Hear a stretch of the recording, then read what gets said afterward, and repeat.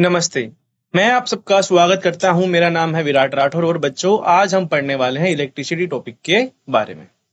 तो बच्चों पहले के लेक्चर में हमने क्या-क्या देखा था भाई? हमने बात की थी इलेक्ट्रिक करंट और इलेक्ट्रिक सर्किट की कि किस तरह से हमारा इलेक्ट्रिक करंट प्रोड्यूस होता है। वो होता है प्रोड्यूस बच्चों हमारा इलेक्ट्रिक चार्ज की फ्लो होने से। ये हमने देखा था कि भाई जब हमारे इलेक्ट्रॉन जो होते हैं वो मूव करते हैं मेरे करंट की डायरेक्शन की वो रिवर्स वो मूव करते हैं और उसी को बच्चों हम इस तरह से हमारा इलेक्ट्रिक करंट डिफाइन होता है। फिर हमने सर्किट डायग्राम के बारे में बात की थी, ओम्स लॉ के बारे में बात की थी कि भाई हमारा V equals to I R के बराबर हमारा होता है। ठीक है। फिर हमने देखा था कि भाई हमारा रेजिस्टेंस किस तरह से डिपेंड करता है हमारे मटेरियल के ऊपर, लेंथ के ऊपर, एरिया ऑफ क्रॉस सेक्शन के ऊपर। ठीक है। फिर हमने उसके बारे आगे बात की थी बच्चों, हमने सीरीज पैरेलल कॉम्बिनेशन के बारे में बात की थी कि किस तरह से अगर हम रेजिस्टेंस को सीरीज में लगाएंगे, पैरेलल में लगाएंगे तो हमारा इफेक्टिव रेजिस्टेंस क्या होगा, ये भी हमने देखा था। तो आज बच्चों हम कुछ उससे रिलेटेड कुछ क्वेश्चन करेंगे और फिर आगे बढ़ेंगे, हम heating effect of electric current के बारे में भी हम जानेंगे। ठीक है कि भाई किस तरह से हमारा अगर करंट फ्लो होगा, अगर हमारा कोई पोटेंशियल डिफरेंस में इंट्रोड्यूस कर रहा हूं किसी रेजिस्टेंस के अक्रॉस, तो वहां पर हमारा हीटिंग इफेक्ट किस तरह से आ जाएगा, उसके बारे में भी हम बात करेंगे। तो चलिए एक सीरीज कॉम्बिनेशन से हमारा जो हमने पहले लेक्चर में पढ़ा था उससे रिलेटेड कुछ क्वेश्चन कर लेते हैं। तो पढ़ते हैं बच्चों क्वेश्चन नंबर 3।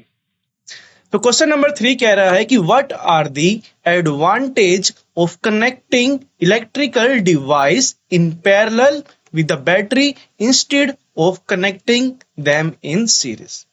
कह रहे हैं कि भाई इसमें हमारा पास क्या एडवांटेज होगा अगर हम हमारे इलेक्ट्रिकल डिवाइसेस को क्या करेंगे, सीरीज में, मतलब हम सीरीज में उसको ना लगा के हम उसको पैरेलली हम लगाएंगे तो हमारा उसमें क्या एडवांटेज होगा, ये हमसे बोल रहा है। तो भाई हमको पता है कि अगर हम सीरीज के अंदर हम कॉम्बिनेशन लगाएंगे, अगर मेरे पास क्या है, मेरे पास n नंबर ऑफ गैजेट्स है, मेरे पास इलेक्ट्रिकल डिवाइसेस है, मेरे पास n नंबर ऑफ, और भाई अगर मैंने सीरीज में लगाया और उनमें से क्या हुआ, उनमें से कि अगर मेरे पास एक इलेक्ट्रिकल डिवाइस अगर मेरी ब्रेक हो जाएगी, अगर वो खराब हो जाएगी तो हमारा पूरा का पूरा सर्किट क्या हो जाएगा, ओपन हो जाएगा, मतलब हमारे सर्किट के अंदर कोई करंट फ्लो नहीं करेगा। तो ये भी एक डिसएडवांटेज है भाई हमारा इलेक्ट्रिक डिवाइसेस को सीरीज में लगाने का। तो देखते हैं भाई हमारा क्या पैरेलल कॉम्बिनेशन के लिए हमारा क्या मैटर करता है। पैरेलल कॉम्बिनेशन के अंदर हमको पता है कि भाई पोटेंशियल डिफरेंस अगर मेरे पास क्या है, मेरे पास मैं इस तरह से मैं बहुत सारे मैं रेजिस्टेंस मैं इलेक्ट्रिकल डिवाइस में मान लेता हूं इस तरह से। तो भाई अगर पैरेलल कॉम्बिनेशन होगा, चाहे मेरा ये ब्रेक हो जाएगा तो उससे कोई फर्क नहीं पड़ेगा। हमारा किससे फर्क पड़ेगा, बस हमारे इसके पोटेंशियल डिफरेंस जो हम इसके अंदर जनरेट कर रहे हैं। ठीक है। तो इस तरह से भी बच्चों हमारा क्या होता है, हमारा पोटेंशियल डिफरेंस अगर हम क्या करेंगे पैरेलल कॉम्बिनेशन के अंदर हमारा पोटेंशियल डिफरेंस सेम रहेगा। अगर हमारा डिवाइस कोई खराब हो रहा है तो उससे दूसरे डिवाइसेस के ऊपर कोई फर्क नहीं पड़ेगा। ठीक है। देखते हैं इसका आंसर। कह रहे हैं कि there is a no division of voltage among the appliances when connected in parallel. Obvious सी बात है भाई कि अगर हम क्या करेंगे, अगर मेरे पास ये इस तरह से कॉम्बिनेशन है हमारे पास, तो अगर क्या होगा, मुझे पता है कि भाई अगर मैं यहाँ पर बैटरी इंट्रोड्यूस कर रहा हूं तो क्या होगा, सबके मतलब मेरे पास इस रेजिस्टेंस के लिए, इस रेजिस्टेंस के लिए और इस रेजिस्टेंस के लिए हमेशा मेरे पास जो होगा पोटेंशियल डिफरेंस वो V के ही बराबर रहेगा। मतलब हमारा वोल्टेज जो होगा वो डिवाइड नहीं होगा। जैसे कि हम सीरीज कॉम्बिनेशन के अंदर देखते हैं कि भाई हमारा पोटेंशियल अक्रॉस द रेजिस्टेंस क्या होता है, डिवाइड होता जाता है अकॉर्डिंग टू द रेजिस्टेंस। ठीक है। पर हमारा पैरेलल कॉम्बिनेशन के केस के अंदर हमारा वोल्टेज जो होता है वो डिवीजन नहीं होता है, मतलब हमारा वोल्टेज जो रहता है अक्रॉस दी ऑल रेजिस्टेंस वो सेम रहता है। The potential difference across each appliance is equal to the supply voltage. तो भाई जो हमारा पोटेंशियल डिफरेंस होगा सब अप्लायंसेस के लिए वो हमारा बराबर रहेगा जितना कि हम उसके अंदर उसको हम दे रहे हैं वोल्टेज। ठीक है। ये काफी ज्यादा हमारा रहता है important. The total effective resistance of the circuit can be reduced by connecting electrical appliances in parallel। और ये कह रहा है कि भाई हमने क्या देखा था, भाई हमने जब पैरेलल कॉम्बिनेशन के बारे में हमने बात की थी तो हमने बात की थी कि भाई जब भी हम पैरेलल कॉम्बिनेशन के अंदर लगाएंगे हमारे रेजिस्टेंस को तो हमारा इफेक्टिव रेजिस्टेंस क्या होता है, डिक्रीज हो जाता है। और हमने वो रिलेशन भी हमने देखा था कि भाई अगर मेरे पास दो रेजिस्टेंस मेरे पैरेलली कनेक्ट हैं तो हमारा R इक्विवेलेंट, हमारा जो रेजिस्टेंस की जो वैल्यू आती है हमारी इफेक्टिव रेजिस्टेंस की, अगर मैं उसको RE से डिनोट करूंगा, और अगर मेरे पास क्या है, मेरे पास R1 और मेरे पास क्या है R2, मेरे पास अगर रेजिस्टेंस मेरे पास क्या है पैरेलली लगे हुए हैं, तो इस तरह से हमको देखने को मिलेगा भाई मेरा जो इफेक्टिव रेजिस्टेंस आएगा वो inversely proportional of the resistance के सम के बराबर होगा, ये हमको पता है। तो मेरा RE को मैं यहाँ पर क्या लिख दूंगा, RE को मैं लिख दूंगा R1 R2 divided by R1 plus R2। तो ये जो मेरा जो वैल्यू आती है बच्चों, ये क्या होती है मेरी, ये कम होती है। हमारी ये जो वैल्यू आती है हमारे रेजिस्टेंस की, इफेक्टिव रेजिस्टेंस की, वो हमारे उससे कम आती है। इसलिए बच्चों हम ये भी कह सकते हैं कि भाई पैरेलली बच्चों हमारा रेजिस्टेंस कम होता है और voltage across the all the devices are same. जो बच्चों हम जो यूज करते हैं, जैसे घरों के अंदर बच्चों हम एक्सटेंशन यूज करते हैं, जैसे कि हमारा एक पास एक्सटेंशन है, मान लेते हो मेरे पास ये एक्सटेंशन है इस तरह से, ठीक है, ये मेरे पास एक्सटेंशन है इस तरह से।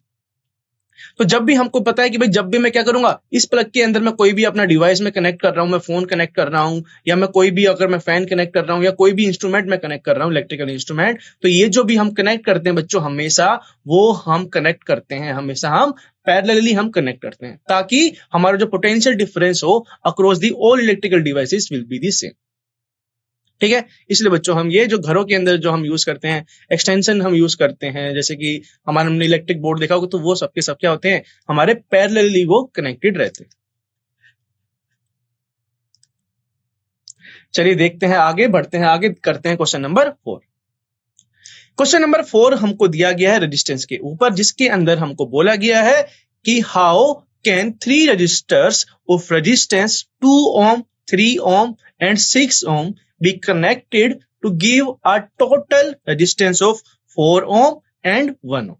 कह रहे कि भाई हमको 3 रेजिस्टेंस हमको दिए गए हैं, 2 ohm, 3 ohm and 6 ohm। तो हमको क्या करना है, हमको इस तरह से हमको सर्किट को बनाना है, इस तरह से हमको रेजिस्टेंस को क्या करना है, कनेक्ट करना है। पैरेलली कनेक्ट करो या तो हम उसको सीरीज में कनेक्ट करें, पर हमको जो इफेक्टिव रेजिस्टेंस चाहिए वो हमको चाहिए 4 के बराबर और 1 के बराबर। मतलब ये क्या कह रहा है कि भाई मेरे पास क्या है, 3 रेजिस्टेंस है मेरे पास, ये इस तरह से, ठीक है, इसका मैं 2 ohm मान लेता हूं, इसका मैं 3 ohm मान लेता हूं, और इसका मैं 6 ohm मान लेता हूं।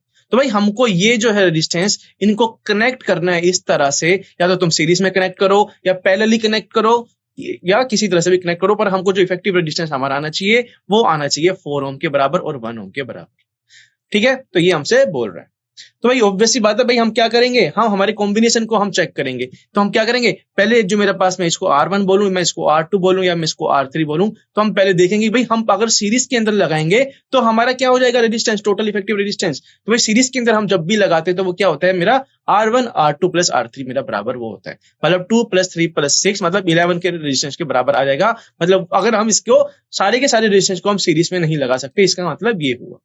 और अगर पैरेलली लगाएंगे तो उस तरह से भी हम देख लेंगे। फिर हम क्या करेंगे, R1 R2 को हम लगाएंगे, पैरेलली लगाएंगे, फिर उसके साथ अकॉर्डिंगली हम इसके अंदर क्या करेंगे, हम इसको 6 ohm के साथ सीरीज में कनेक्ट करेंगे। उसी तरह से हम देखेंगे भाई हमारा इफेक्टिव रेजिस्टेंस कितना आ रहा है, उसके हिसाब से हमको ये आंसर करना पड़ेगा। तो हमको नंबर ऑफ हमको क्या करने पड़ेंगे, अलग अलग सर्किट हमको बनाने पड़ेंगे, ठीक है। तो देखते हैं बच्चों इसका आंसर क्या होगा।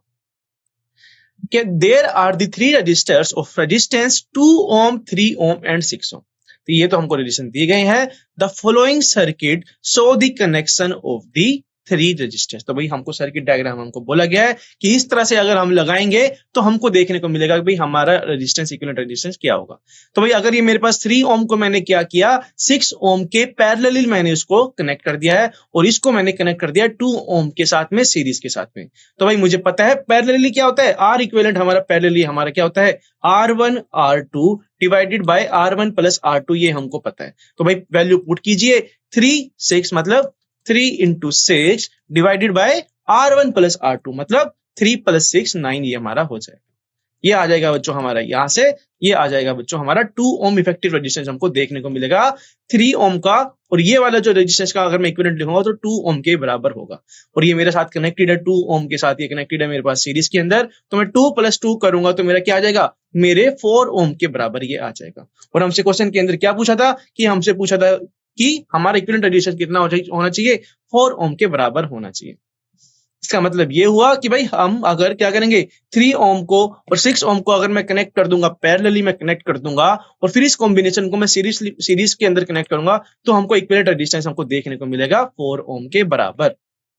तो बच्चों इस क्वेश्चन को करने के लिए बच्चों क्या कर सकते हैं, हमको अलग अलग हमको कॉम्बिनेशन हमको देखने को लिए हमको इसके लिए करना होगा। अभी 4 ohm के लिए हमने निकाला है, तो अब हमको क्या करना है, अब हमको 1 ohm के लिए निकालना है, ठीक है। 1 ohm के लिए किस तरह से निकालेंगे इसके बारे में भी हम देखते हैं। ठीक है, तो ये बच्चों हमारा इस तरह से ये हमारे पास इक्विवेलेंट आ जाएगा 2 ओम के बराबर आ जाएगा, जो हमारा क्या है 3 ओम और 6 ओम पैरेलली लगा हुआ है, तो ये आएगा 2 ओम के बराबर, और फिर वो कनेक्ट है सीरीज के अंदर, तो हम उसको बोल देंगे भाई हमारा इक्विवेलेंट रेजिस्टेंस हमारे पास आ जाएगा 4 ओम के बराबर। ये तो बच्चों आसान था, तो बढ़ते हैं आगे 1 ओम के लिए। 1 ओम को हम किस तरह से करेंगे? 1 ओम के लिए बच्चों ये जो सर्किट डायग्राम होगा ये बनेगा हमारा इस तरह से कि अगर हम क्या करेंगे, हमारे पास जो R1 है, R2 है, R3 है, हम अगर तीनों को क्या कर देंगे, अगर उनको तीनों को क्या लगा देंगे पैरेलली, तो उसके अंदर केस में हम देखते हैं कि अगर हम तीनों रेजिस्टेंस को अगर मैं क्या करूंगा पैरेलली मैं लगा दूंगा, तो मुझे पता है कि R इक्विवेलेंट हमारा क्या होता है, वो होगा बच्चों मेरा 1/R1 1/R2 प्लस 1/R3। तो इस कॉम्बिनेशन के लिए भी हम देखते हैं कि वैल्यू हम पुट करते हैं 1/1 प्लस 1/2 वैल्यू हम पुट करते हैं R1 R2 की और R3 की। तो इस तरह से हमको ये देखने को मिलेगा। इसको हम सोल्व करते हैं, तो ये क्या आ जाएगा बच्चों मेरा, ये आ जाएगा मेरा 6 प्लस इसका एलसीएम लेंगे, ये क्या हो जाएगा, ये मेरा आ जाएगा 3 + 1। ठीक है, इसकी वैल्यू हम इसको सोल्व करेंगे तो हमको देखने को मिलेगा कि ये हमको देखने को मिलेगा 10/6 हमको देखने को मिलेगा। तो इसका हम रिवर्स लेंगे तो बच्चों मतलब इनवर्सली हम लेंगे तो मतलब 6/10 मतलब 0.6 हमको देखने को मिलेगा इसके अंदर। पर 0.6 तो बच्चों हमको नहीं चाहिए, पर हमको चाहिए 1 ओम के बराबर हमको ये चाहिए। बच्चों यहाँ पर ये 1 ओम नहीं है, हमको कौन कौन से रेजिस्टेंस हमको दिए गए थे ये एक बार हम चेक कर लेते हैं। हमको कौन कौन सा रेजिस्टेंस हमको दिया गया था, हमको दिया गया था 2 ओम 3 ओम एंड 6 ओम। ठीक है, 2 ओम 3 ओम 6 ओम को अगर हम पैरेलली कनेक्ट करेंगे तो हमको देखने को क्या मिलेगा, ये भी हम देख लेते हैं। तो यहाँ पर ये सर्किट के अंदर बच्चों ये शायद ये 1 ओम जो हमको दिया गया है ये गलत दिया गया है, इसको रिप्लेस करके हमको लिखना पड़ेगा 3 ओम हमको करना पड़ेगा, क्योंकि क्वेश्चन के अंदर हमको 2 ओम 3 ओम और 6 ओम हमको दिया गया था। तो इसके अंदर हम सोल्व करते हैं इसको, तो 1/3 1/2 प्लस 1/6, तो ये क्या आ जाएगा मेरा 1/6 डिवाइडेड बाई 2 प्लस 3 प्लस 1, ये आ जाएगा बच्चों मेरे 1 के बराबर ये आ जाएगा, 1 ओम के बराबर ये आ जाएगा। इसका मतलब ये हुआ कि भाई 1 ओम का भाई हम अगर पैरेलली हम कनेक्ट करेंगे तो हमको 1 ओम लगे 1 ओम मिलेगा। तो यहाँ पर ये 1 ओम हमारा यहाँ पर ये गलत था, तो मैं इसको रिप्लेस करके क्या कर सकता हूँ, इस पूरे कॉम्बिनेशन को मैं रिप्लेस करके मैं एक अगर मेरे इक्विवेलेंट रेजिस्टेंस में लिखूंगा तो मैं इसको बोल दूंगा ये मेरा 1 ओम है, जब हम इनको सबको पैरेलली हम कनेक्ट करेंगे। ठीक है, इस तरह से बच्चों ये हमारा आ गया 1 ओम। ठीक है, all the resistors are connected in series, therefore their equivalent, sorry ये यहाँ पर parallel आएगा, therefore the equivalent resistance will be given as by, हम इसको सोल्व कर लेंगे 1/R1 plus 1/R2 plus 1/R3 से, तो हमारा हमको देखने को मिलेगा 1 ओम हमको देखने को मिलेगा, और यही हमसे ये क्वेश्चन पूछ रहा था। तो 4 ओम और 1 ओम हमने निकाल लिया है अलग अलग कॉम्बिनेशन देख के। ठीक है, इस तरह से बच्चों तुम इसको सोल्व कर सकते हो। चलिए बढ़ते हैं आगे, अब बात करते हैं भाई हमारे पास क्वेश्चन नंबर 5 ये हमसे क्या बोल रहा है। क्वेश्चन नंबर 5 कह रहा है कि what is the highest and the lowest total resistance that can be secured by the combination of 4 cell of the resistance। ये कह रहा है कि भाई हमारे पास क्या है, हमको रेजिस्टेंस हमको दिए गए हैं, 4 क्वाइल हमके पास है, हमारे पास 4 क्वाइल ऑफ रेजिस्टेंस है, एक जिसके अंदर बच्चों हमारे पास है 4 ओम 8 ओम 12 ओम एंड 24 ओम। तो हमसे बोल रहे हैं कि भाई हमारा इक्विवेलेंट टोटल रेजिस्टेंस क्या होगा, कब मेरा हाईएस्ट होगा और कब मेरा लोवेस्ट होगा।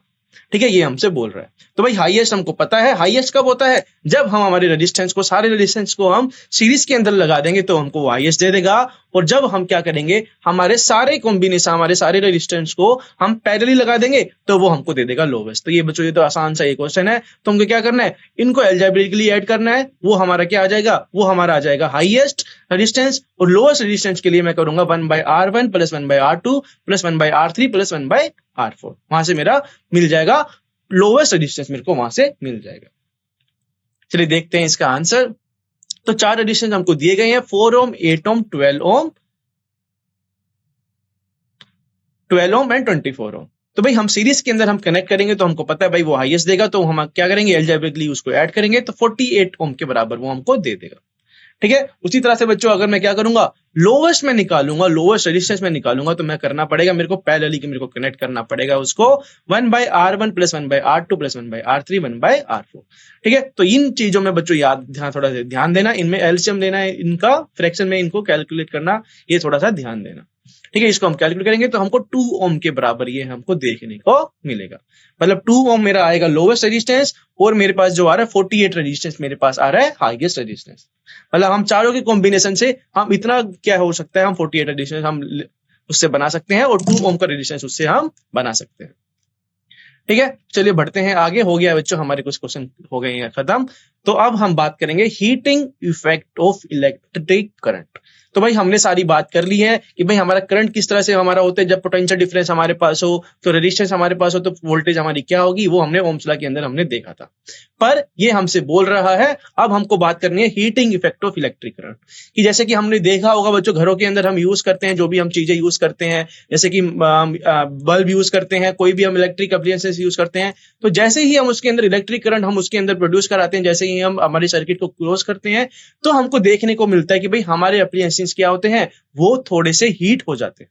वो हीट हो जाते हैं तो उन्हीं के बारे में ही बात करेंगे कि भाई किस तरह से वो हीट होते हैं और वो हमारी हीट की जो वैल्यू होती है वो किस तरह से हम उसके अंदर निकालेंगे, इसके बारे में हम बात करेंगे कि जब भी हमारा किसी भी कंडक्टर के अंदर कोई भी अगर किसी भी रेजिस्टेंस के अंदर कोई भी अप्लायंसेस के अंदर हमारा करंट फ्लो होगा तो हमारा उसके अंदर हीटिंग इफेक्ट किस तरह से हमको देखने को मिलेगा। We know that the battery of cell is a source of electric energy. ये तो हमको पता ही है कि भाई जो हमारी बैटरी जो होती है, जो हमारे सेल मिलके बने होते हैं, वो इलेक्ट्रिसिटी हमको इलेक्ट्रिक पोटेंशियल डिफरेंस वो हमको प्रोड्यूस करते हैं। कुछ इलेक्ट्रिक मतलब उनके अंदर कुछ केमिकल रिएक्शन होती होंगी जिनकी वजह से पोटेंशियल डिफरेंस आता होगा। सेल के बारे में बच्चों हम नहीं पढ़ेंगे, पर उसके अंदर हमारे केमिकल रिएक्शन की वजह से कुछ ना कुछ पोटेंशियल डिफरेंस आता होगा। The chemical reaction within the cell generate the potential difference between its two terminal. ठीक है, तो हम इसको मान लेते हैं कि भाई हमारा जो होता है केमिकल रिएक्शन हमारे सेल के अंदर वो हमारा प्रोड्यूस करता है पोटेंशियल डिफरेंस दो टर्मिनल के बीच में, जिनको हम पॉजिटिव और नेगेटिव टर्मिनल भी हम उन्हें बोलते हैं। That set the electron in the motion to flow the current through a resistor or a system of resistor connected by the battery. तो एक पोटेंशियल डिफरेंस जैसे ही हम इंट्रोड्यूस करेंगे तो बैटरी को बच्चों हमको पता है सेल को हम इस तरह से हम डालते, इस तरह से हम इसको रिप्रेजेंट करते हैं कि अगर मैंने क्या किया, यहाँ पर मेरा क्या हो गया, मेरा रेजिस्टेंस है, तो ये क्या करता है, ये हमारे इलेक्ट्रॉन को क्या करता है, फ्लो के करता है। We have also seen in section 11.2 that to maintain the current, the source has to keep expanding his energy. ठीक है, तो भाई पोटेंशियल डिफरेंस हमको चाहिए रहता है और ये बच्चों हमारी कौन सी एनर्जी होगी, where this energy go. A part of the source energy in maintaining the current may be consumed into useful work. ये कह रहा है कि भाई जो हमारा पोटेंशियल डिफरेंस है, हम जैसे ही प्रोड्यूस करते हैं कोई भी इलेक्ट्रिक अप्लायंस के अंदर रेजिस्टेंस के अंदर, तो उसके अंदर एनर्जी प्रोड्यूस हो जाती है और वो एनर्जी कहां पर जाती है ये हमसे पूछ रहा है कि जैसे कि हम क्या करेंगे, हमारे फैन को हम ऑन करेंगे तो फैन हमारा बेसिकली वहां पर हमारा क्या हो रहा है कि अगर मैं ये फैन तुमको बता रहा हूं कि भाई ये मेरे पास है फैन, तुमने क्या किया, तुमने इसको कनेक्ट किया हुआ है एक प्लग से, तुमने इसको कनेक्ट किया है, तुमने प्लग को ऑन किया, स्विच को तुमने ऑन किया, तो हमारा क्या होता है, फैन रोटेट करना स्टार्ट हो जाता है। और ये फैन रोटेट करना स्टार्ट हो जाता है तो मतलब तुम इसमें क्या कह सकते हो कि भाई तुमने क्या किया, बेसिकली तुमने क्या किया है, तुमने इलेक्ट्रिक एनर्जी को क्या किया है, तुमने मैकेनिकल एनर्जी के अंदर प्रोड्यूस किया है। क्यों, क्योंकि भाई इलेक्ट्रिसिटी हमने इसके अंदर प्रोड्यूस कराई और ये क्या होता है, हमारा जो फैन होता है वो रोटेट करना स्टार्ट हो जाता है और ये रोटेट करना स्टार्ट हो जाता है तो ये क्या करता है, फैन का काम क्या होता है, विंड ब्लो करना, ये विंड ब्लो करना स्टार्ट हो जाता है। तो मैं क्या कह सकता हूं कि भाई जो हमारी एनर्जी थी इलेक्ट्रिकल एनर्जी वो कन्वर्ट हो गई हमारी मैकेनिकल एनर्जी के अंदर और उसी वजह से हमको हवा हमें महसूस फील होने लग जाती है। Like in rotating the blood of an electric fan. ठीक है, तो वो एनर्जी बच्चों हमारी मैकेनिकल एनर्जी के अंदर, कोई भी जो हमको चीजें चाहिए जैसे कि अगर हम गाड़ी यूज कर रहे हैं तो भाई हमारी एसी हम यूज कर रहे हैं तो वो सारी एनर्जी उन चीजों के अंदर कन्वर्ट हो जाती है। Rest of the source of energy may be expended in the heat to raise the temperature of the gadget. यार ये हमको कह रहा है कि भाई जो अगर हमारी क्या हो रही है, हमारी इलेक्ट्रिकल एनर्जी कन्वर्ट हो रही है हमारी मैकेनिकल एनर्जी के अंदर, ये तो हो ही रहा है कि भाई हमारा विंड ब्लो होगी, हमारी जैसे कि विंड ब्लो हो जाएगी फैन के केस के अंदर, और अगर हम क्या करेंगे, जैसे कि अगर इस फैन को मैं टच करूंगा तो ये हमको देखने को मिलेगा वार्म, हमको ये देखने को मिलेगा कि भाई ये जो हमारा फैन होगा वो थोड़ा सा गर्म हो जाएगा, थोड़ा सा हीट अप हो जाएगा। ये तुम अपने घर पे भी तुम इसको क्या कर सकते हो, मतलब इसको फील कर सकते हो कि भाई अगर तुम कोई भी लाइट को, तुम जैसे कोई लाइट बल्ब को तुम यूज कर रहे हो, तुम उसको टच करोगे तो तुमको हॉट तुमको देखने को मिलेगा। तो ये कह रहे हैं कि वो जो हमारी एनर्जी होती है वो हमारी जाती है हीट एनर्जी के अंदर, वो जाती है। We often observe this in our everyday life. For example, an electric fan become warm if used continuously for the longer time. ठीक है, तो भाई जैसे कि अगर हम फैन को यूज करेंगे ज्यादा टाइम के लिए तो वो फैन हमारा क्या हो जाता है, हॉट हो जाता है। On the other hand, if the electric circuit is purely resistive, that is a configuration of resistors only connected to a battery. The source of energy continuously get dissipated entirely in the form of heat. कह रहा है कि ये कह रहा है कि भाई अगर मेरे पास क्या है मेरे पास ऐसा कोई ऑब्जेक्ट है जो कि काफी ज्यादा रेजिस्टिव है, उसके पास मतलब काफी ज्यादा रेजिस्टेंस है, ठीक है। तो ये कह रहा है कि भाई अगर मेरे पास ज्यादा रेजिस्टेंस है और उसके अक्रॉस में क्या करूंगा, पोटेंशियल डिफरेंस में इंट्रोड्यूस करूंगा, तो वो कह रहा है कि ज्यादा रेजिस्टिव होने की वजह से जो मेरी सारी एनर्जी होगी वो डिसिपेट हो जाएगी, हमारी हीट एनर्जी के अंदर डिसिपेट हो जाएगी। और इसी को बच्चों हम कहते हैं this is known as the heating effect of electric current, कि भाई इलेक्ट्रिक करंट की मदद से हमारे जो मेटल होगा कोई भी अगर हम यूज कर रहे हैं रेजिस्टेंस तो वो हमारा हीट हो जाता है, ठीक है। This effect is utilise in the device such as the electric heater, electric iron. जैसे कि बच्चों हम इलेक्ट्रिक आयरन यूज करते हैं, इलेक्ट्रिक केटल हम यूज करते हैं, तो उसके अंदर बेसिकली हम क्या कर रहे हैं, जैसे कि हम इलेक्ट्रिक हीटर यूज कर रहे हैं तो बेसिकली हम क्या कर रहे हैं, उसके अंदर हम हीट प्रोड्यूस कर रहे हैं, कि भाई हमारा इलेक्ट्रिक केटल है, इलेक्ट्रिक आयरन है, उसको हमको हीट करना पड़ता है और इसी तरह से हम हमारी चीजों को यूज करते हैं। तो हम हमारी एनर्जी को क्या कर रहे हैं, हम हमारी एनर्जी को कन्वर्ट कर रहे हैं, हीट एनर्जी के अंदर कन्वर्ट कर रहे हैं। कि भाई जब भी तुम देखोगे बच्चों, जैसे कि तुम देखोगे कि यार मेरे पास क्या है, मेरे पास कुछ ऐसे इंस्ट्रूमेंट है, कुछ ऐसे इलेक्ट्रिकल डिवाइसेस हैं जो हमारे नॉर्मली यूज होते हैं, जैसे कि हमारा फोन हम यूज कर रहे हैं जो हमको पता है कि वो ज्यादा हीट नहीं होता है उन चीजों के कंपैरिजन में, इलेक्ट्रिक हीटर के कंपैरिजन में, गीजर के कंपैरिजन में। तो बच्चों मुझे क्या देखने को मिलेगा कि भाई जो मेरे इलेक्ट्रिक हीटर है, इलेक्ट्रिक गीजर है, माइक्रोवेव है जो कि हीट प्रोड्यूस कर रहे हैं, वो ज्यादा एनर्जी ये कंज्यूम करते हैं, क्योंकि इनके पास क्या होता है, हमारे इनके पास जो ये इलेक्ट्रिक हीटर होता है, इलेक्ट्रिक आयरन होता है, इनके पास काफी ज्यादा हाई रेजिस्टेंस इनके पास होता है। और ये रेजिस्टेंस क्या होता है, जो हम एनर्जी उसके अंदर प्रोड्यूस करते हैं वो सारी हमारी हीट एनर्जी के अंदर वो कन्वर्ट हो जाती है, ठीक है। तो तब जब भी तुम यूज करोगे बच्चों, जैसे कि हमको घर पे बोला जाता है कि भाई एसी यूज मत कीजिए, गीजर यूज मत कीजिए, इलेक्ट्रिक हीटर यूज मत कीजिए, क्यों यूज नहीं कीजिए, क्योंकि उनकी वजह से ही हमारा इलेक्ट्रिसिटी जो बिल होता है वो ज्यादा हाई आता है, ठीक है, क्योंकि ज्यादा कंजम्पशन ऑफ पावर ये हमारा ये यूटिलाइज करते हैं। Consider current I flowing through resistance of resistance are.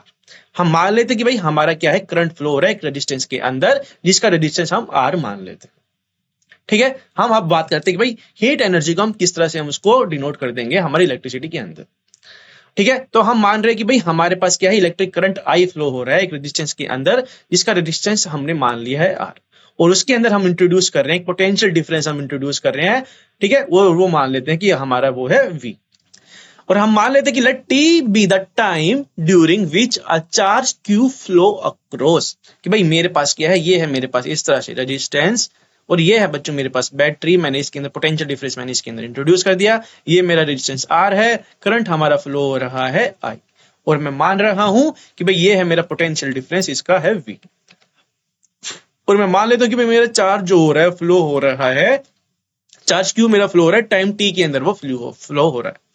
तो मेरा वर्क डन क्या होगा, वर्क डन को हम किस तरह से डिफाइन करते थे कि भाई work done in moving a charge Q हमारा क्या होता था, वो हमारा जस्ट बराबर होता था W, हमारा क्या होता था कि भाई हमारा पोटेंशियल डिफरेंस कितना है, V के बराबर है, और अगर मेरा चार्ज फ्लो हुआ है तो मैं उसको बस VQ के बराबर हम कर देते थे। ये हमने पहले भी ये हमने सीखा था। The work done in moving the charge Q through a potential difference V is VQ, ये हमको पता है, ठीक है। Therefore, the source must supply energy equal to VQ in time T। तो भाई ये मेरा वर्क डन आ रहा है VQ, अगर मैं इसका रेट मैं अगर तुमको बताऊं कि भाई मेरा क्या हो रहा है VQ, अगर मेरा ये सप्लाई हो रहा है टाइम T के अंदर, मैं उसको मान लेता हूं कि भाई मेरा वर्क डन हो रहा है VQ के बराबर हो रहा है किसी टाइम T के अंदर, मैं उसके रिस्पेक्ट में, टाइम के रिस्पेक्ट में मैं इसको बोल रहा हूं, ठीक है। तो मैं पावर को मैं किस तरह से डिफाइन करूंगा, मैं पावर को मैं डिफाइन करूंगा, भाई पावर हमारा क्या होता है, पावर हमारा क्या होता है, पावर को हम किस तरह से डिफाइन करते हैं कि भाई पावर हमको बताता है कि पावर बेसिकली हमारा क्या होता है, rate of change of work done वो हमारा होता है, ये हमको पता है, ये सब चीजें हमने पहले भी सीखी हुई है। रेट ऑफ वर्क डन भी मैं इसको बोल सकता हूं, और हमको पता है कि W हमारा क्या हो रहा है, वर्क डन हमारा क्या हो रहा है, एक चार्ज को फ्लो करने के लिए अगर हमने पोटेंशियल डिफरेंस वो है हमारा VQ के बराबर, तो रेट ऑफ ये वर्क डन मैं इसको बोल दूंगा।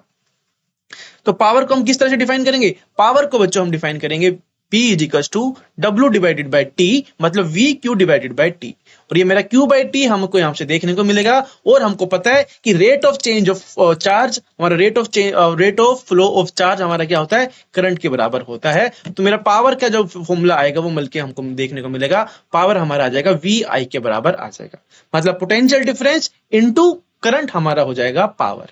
ठीक है, ये वी आई तो हमारा ये आ गया है। तो बच्चों इसको हम और भी हम दूसरे फॉर्म के अंदर भी हम इसको लिख सकते हैं, क्योंकि हमको पता है भाई ओम्स लॉ से हमको पता है V equals to I R ये हमारा होता है। तो अगर वी की वैल्यू तुम फिर से इसके अंदर पुट करोगे तो हमारा क्या आ जाएगा, ये आ जाएगा बच्चों मेरा आई आर इंटू आई। मतलब आई स्क्वायर आर के बराबर भी तुम अपनी पावर को लिख सकते हो। या तो तुम क्या कर सकते हो, आई को तुम पोटेंशियल डिफरेंस और रेजिस्टेंस के अंदर भी लिख सकते हो। कैसे कि आई हमारा हो जाएगा वी बाय आर, तो ये क्या आ जाएगा मेरा वी स्क्वायर बाय आर के बराबर ये आ जाएगा। इस तरह से भी तुम पावर को डिफाइन कर सकते हो। ठीक है, कि अगर तुमको पोटेंशियल डिफरेंस दिया गया है, करंट दिया गया है, तो तुमको सीधा सीधा उन दोनों का मल्टीप्लाई कर देना है। अगर तुमको रेजिस्टेंस दिया गया है, पोटेंशियल डिफरेंस दिया गया है और तुमसे पावर पूछी जाए तो तुमको करना है वी स्क्वायर बाय आर। और अगर तुमको करंट दिया गया है, रेजिस्टेंस दिया गया है, तो तुमको ये वाला फॉर्मूला आई स्क्वायर आर तुमको यूज करना है। ठीक है, तो इस तरह से बच्चों हम पावर को हमने डिफाइन कर लिया है। और the energy supplied to the circuit by the source in time T. तो अगर हम माने कि भाई मेरी एनर्जी क्या है, अगर मुझे पता है कि भाई पावर हमारा W बाई टी है, अगर मैं क्या करूंगा, मैं टाइम से मैं मल्टीप्लाई कर दूंगा तो मुझे क्या मिल जाएगा कि भाई कितने टाइम के अंदर वो कितना पावर कंज्यूम कर रहा है। तो वो मेरा बराबर आ जाएगा V, अगर मैं टाइम से मैं इसको मल्टीप्लाई कर दूंगा तो ये मेरे को मिल जाएगा वी आई टी के बराबर ये मुझे मिल जाएगा, मेरी एनर्जी कितनी सप्लाई हुई है टाइम टी के अंदर। ठीक है, जो हम एनर्जी उसके अंदर सप्लाई कर रहे हैं, मतलब ठीक है वी आई टी के बराबर वो हो जाएगा। What happen to this energy expended by the sources. भाई इस एनर्जी का हमारा क्या होगा, ये हमसे बोल रहा है। This energy get dissipated in the resistor as the heat. और ये जो हमारे पास जो एनर्जी आई है बच्चों वी आई टी के बराबर जो आई है, कि भाई हमने यहां पर देखा कि भाई मेरी एनर्जी क्या आ रही है, मेरी एनर्जी आ रही है वी आई टी के बराबर ये आ रही है। मतलब ये मेरी क्या है, हीट एनर्जी में इसको भी मैं इसको बोल सकता हूँ, एच से मैं इसको डिनोट कर सकता हूँ, वी आई टी से मैं इसको डिनोट कर सकता हूँ। तो भाई हम इसको क्या कर सकते हैं, वी आई टी के फॉर्म के अंदर इसको लिख सकते हैं। और तुम क्या कर सकते हो भाई, इसके अंदर वी अगर तुम आई आर तुम पुट करोगे तो ये हमको देखने को मिलेगा आई स्क्वायर आर टी हमको दे देगा, या ये वी स्क्वायर अगर हम आई की वैल्यू पुट करेंगे वो हो जाएगी मेरी V square by R T भी हमको देखने को मिलेगा। तो मेरी जो हीट की एनर्जी जो मेरे पास आएगी, जो बच्चों वो हमारे सोर्स के अंदर आएगी, वो आई स्क्वायर आर टी और V square by R T से तुम इसको डिफाइन कर सकते हो। The energy get dissipated in the resistor as the heat. Thus, for the steady current I, the amount of heat H produced in time T is equals to H is equals to VIT। तो बच्चों इन चीजों में confuse मत होना। Heat energy के अंदर, power के अंदर भाई हमको जैसे कि हम पहले हम करते थे, जैसे कि हम जब मैकेनिक्स पढ़ते थे तो जैसे कि उसके अंदर हम डिफाइन करते थे कि भाई हमारा पावर क्या होता है, rate of change of work done होता है। तो इस तरह से भी हमने इसके अंदर डिफाइन किया है वर्क डन को, कि वर्क डन हमारा होता है पोटेंशियल डिफरेंस इनटू चार्ज, उसका रेट क्या हो जाएगा, हमारा पावर हो जाएगा। और अगर हम टाइम से हम उसको मल्टीप्लाई कर देंगे तो वो हमको बता देगा भाई उतनी एनर्जी, उतने टाइम के अंदर वो कितनी एनर्जी वो यूज कर रहे हैं। और वो एनर्जी हमारी क्या है, वो एनर्जी हमारी हीट एनर्जी है। ठीक है, जो कि डिसिपेट हो रही है रेजिस्टेंस के अंदर। तो इसके अंदर बच्चों हम क्या करेंगे, अप्लाई करेंगे ओम्स लॉ। अगर हम अप्लाई करेंगे तो अलग अलग फॉर्मूले भी हम इसके अंदर लिख सकते हैं कि एच की वैल्यू आ जाएगी हमारी आई स्क्वायर आर टी, या V square by R T के बराबर भी हमारी वो हो जाएगी वैल्यू। ठीक है, इस तरह से बच्चों हमने पावर को भी डिफाइन कर लिया और हीटिंग इफेक्ट को भी हमने डिफाइन कर लिया कि किस तरह से हमारी हीट जो होती है डिफाइन करती है। और इसी को बच्चों हम बोलते हैं जूल्स लॉ, इसको हम बोलते हैं जूल्स लॉ ऑफ हीटिंग भी इसको हम बोलते हैं। This law implied that the heat produced in the resistor is directly proportional to the square of the current for a given resistance। और ये हमको क्या बताता है कि भाई H हमारा क्या आ रहा था, H हमारा आ रहा था I स्क्वायर आर टी के बराबर ये आ रहा था। तो मैं क्या बोल सकता हूँ कि भाई मेरा हीट क्या है, डायरेक्टली प्रोपोर्शनल टू T है, डायरेक्टली प्रोपोर्शनल टू R है, directly proportional to the square of current है। ठीक है, यही हमको ये बता रहा है कि directly proportional to the square of current of a given resistance, directly proportional to the resistance for a given current, and directly proportional to the time for which the current flow through the resistance. ये हमने इसके अंदर ये देख लिया। In practical situation, when electrical appliances is connected to known as voltage source is used after calculating the current, the relation I is equals to V by R। तो भैया अगर हम ये I is equals to V Ohm's law हम use करेंगे तो ये बच्चों ये हमारे पास क्या है, ये हमारे पास है एक इलेक्ट्रिक सर्किट। भाई रेजिस्टेंस हमारा लगा हुआ है, वोल्टेज वोल्टामीटर हमने लगाया हुआ है इसके अक्रॉस पैरेलली, एमीटर हमने लगाया हुआ है इस तरह से। इसके अंदर क्या कह रहा है कि steady current in a purely resistive electric circuit. तो ये तो हमारा नॉर्मल सही है इलेक्ट्रिक सर्किट। तो बच्चों हम देखते हैं, अब हमने देख लिया भाई, हमने पावर हमने डिफाइन कर लिया है, हीट हमने डिफाइन कर लिया है, तो हम देखते हैं इससे कुछ रिलेटेड, इससे एग्जांपल हम देख लेते हैं। ठीक है, कह रहा है कि an electric iron consume energy at the rate of 840 what. ठीक है, तो भाई हमारे पास इलेक्ट्रिक आयरन है जो कि कंज्यूम करती है, जो कि मतलब खुद लेती है हमारी कितनी एनर्जी, 840 वोट के बराबर ये हमारी एनर्जी कंज्यूम करती है। When heating is at maximum rate and, ठीक है, जब हमारा क्या हो रहा है, जब हमारी हीट हो रही है मैक्सिमम रेट पर हीट कर रही है, तो ये कितनी एनर्जी यूज कर रहा है, ये 840 वोट ये यूज कर रहा है।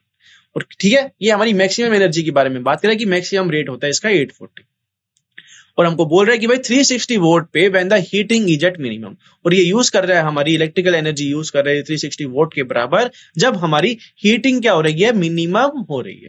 कि हमको पता है कि जैसे कि हमको पता है इलेक्ट्रिक आयरन के बच्चों अंदर हमको एक रेगुलेटर देखने को मिलता है, कि भाई हमको क्या देखने को मिलता है, यहाँ पर हमको डायल देखने को मिलता है, तो हमको अलग अलग डायल हम क्या करते हैं कि जैसे कि अगर मेरे को हीट बढ़ानी है, अगर मेरे पास क्या है 1 2 3 4 5 है, जैसे कि हमको देखने को मिलता है 5 पे मैं करूंगा भाई, 5 पे मैं रेगुलेटर को घुमाऊंगा तो ये क्या मिलेगा हमको, ज्यादा हमको हीट हमको देखने को मिलेगी। तो ये कह रहा है कि भाई 5 पे ये कह रहा है कि 840 वोट ऑफ एनर्जी यूज कर रहा है, और अगर मैं 1 पे मैं कर दूंगा, मैं इसको एग्जांपल के तौर पे मैं तुम्हें बता रहा हूं कि भाई किस तरह से ये काम करता है। ठीक है, जैसे कि हमारे पास फैन होता है, उसके अंदर रेगुलेटर होता है 1 से लेकर बच्चों 5 तक, उसके अंदर डायल रहते हैं। भाई हम 1 पे करेंगे तो हमारा फैन जो होता है स्लो चलता है, जब हम 5 पे कर देते हैं तो मैक्सिमम पे चलने लग जाता है। तो जब ये 5 पे चल रहा है तो ये 840 की एनर्जी कंज्यूम कर रहा है, और जब ये मिनिमम पे चल रहा है तो ये 360 वोट ये कंज्यूम कर रहा है। ठीक है, और हमको पता ही है कि भाई, हमें पता है कि भाई जो हमारे घरों के अंदर जो बिजलियां यूज करती हैं वो होती तो एसी है, पर वो हमारी क्या होती है, वो 220 वोल्टेज के बराबर वो होती है। एसी डीसी के बारे में बच्चों हम बाद में बात करेंगे, ये तुम्हारा शायद इस सिलेबस के अंदर 10th के अंदर तुम्हारा नहीं है। ठीक है, तो ये भाई हम इसके अंदर जो यूज करते हैं वो 220 वोल्टेज हम यूज करते हैं हमारे घरों के अंदर। कि वो हमसे पूछ रहा है कि what are the current and the resistance in each case. भाई दोनों के केस के अंदर हमारा रेजिस्टेंस कितना होगा ये हमसे पूछ रहा है। जब हमारा क्या होगा, मैक्सिमम एनर्जी जब वो कंज्यूम करेगा, जब वो मिनिमम एनर्जी वो कंज्यूम करेगा, तो हमारा उन केसेस के अंदर किस तरह से रेजिस्टेंस अलग अलग आएगा ये हमसे बोल रहा है। ठीक है, तो चलिए देखते हैं इसका सॉल्यूशन। हमें पता ही है भाई पावर हमारी क्या होती है, पावर हमारी होती है वी आई के बराबर होती है, मतलब पोटेंशियल इनटू करंट, ये हमको पता है। ठीक है, और हमको पावर हमको दी गई है कि भाई कितना पावर यूज कर रहे हैं, तो हम यहां से करंट की वैल्यू हम यहां से निकाल लेंगे। आई हमारा हो जाएगा P बाय V हमारा वो हो जाएगा। ठीक है, तो भाई पावर हमको जब मैक्सिमम की बात ये कह रहा था कि भाई 840 वोल्ट ये यूज कर रहा था, मैं डिवाइड कर दूंगा 220 वोल्टेज से, तो यहां से हमको करंट देखने को मिल जाएगा कि भाई मैक्सिमम रेट पे हमारा करंट कितना फ्लो हो रहा है, और ये आ रहा है बच्चों हमारा किसके बराबर, 3.82 एम्पियर के बराबर ये आ रहा है। भाई करंट की वैल्यू हमको पता लग गई है, तो ओम्स लॉ की मदद से हमको V = IR हम करेंगे, वोल्टेज की वैल्यू हमको पता है, रेजिस्टेंस की वैल्यू हमको पता है, वहां से हमारी करंट की वैल्यू भी आ जाएगी, मतलब V / R।